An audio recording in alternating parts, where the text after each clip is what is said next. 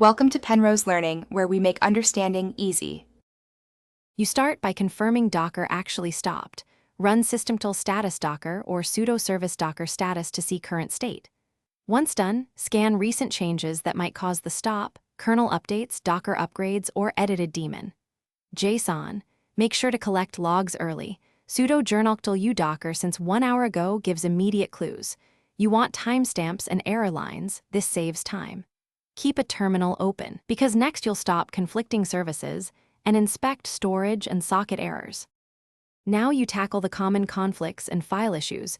Restart containered and Docker with systemtool restart containered Docker, because containered often blocks Dockered. Then check the socket and PID files, lsl/var/run/docker. Sock and inspect /var/run/docker.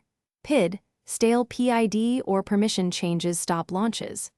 Next, confirm disk space and overlay storage with dfh and sudo do sh/var/lib/docker/. Final steps: reload systemd and restart Docker, sudo systemtool daemon reload, sudo systemtool restart Docker, and watch the status. Once running, verify with Docker ps and run Docker run rm hello world to confirm image pull and container start.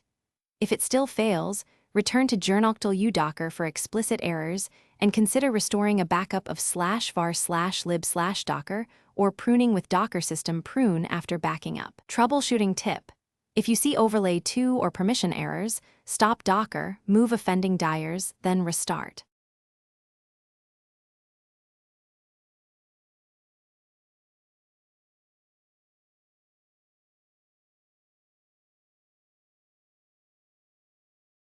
Thanks for watching. If this was helpful, leave a like and consider subscribing. See you next time.